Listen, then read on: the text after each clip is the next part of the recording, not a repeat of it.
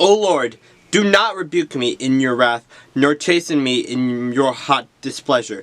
For your arrows pierce me deeply, and your hand presses me down. There is no soundness in my flesh because of your anger, nor any health in my bones because of my sin. For my iniquities have gone over my head. Like a heavy burden, they are too heavy for me. My wounds are foul and festering. Because of my foolishness, I am troubled. I am bowed down greatly. I go mourning all the day long. For my loins are full of inflammation, and there is no soundness in my flesh.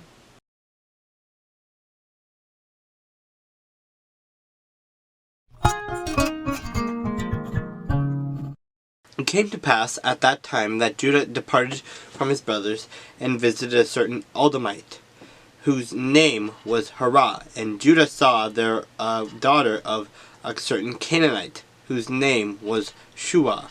And he married her, and went into her. So she conceived and bore a son, and he called his name She conceived again and bore a son, and she called his name Onan.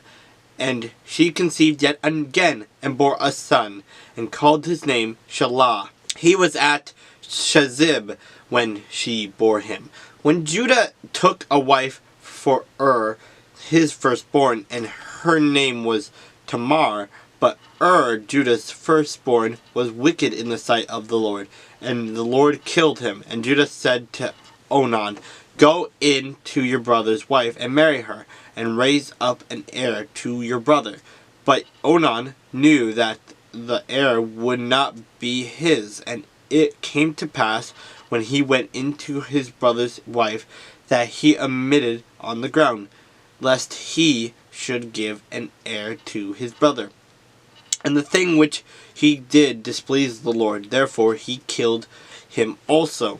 Then Judah said to Tamar, his daughter-in-law, Remain a widow in your father's house, till my son Shelah is grown. For he said, lest he also die like his brothers. And Tamar went and dwelt in her father's house.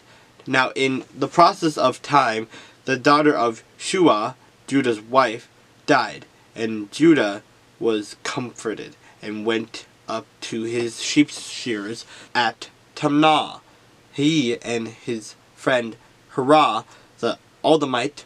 And it was told Tamar, saying, Look, your father-in-law is going up to Timnah to shear his sheep. So she took off her widow's garment, covered herself with a veil, and wrapped herself, and sat in an open place which was on the way to Timnah.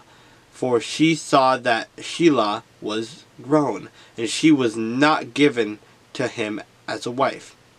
And then Judah saw her. He thought she was a harlot, because she had covered her face. Then he turned to her by the way, and said, Please let me come in to you, for he did not know that she was his daughter-in-law. So she said, What will you give me, that you may come in to me?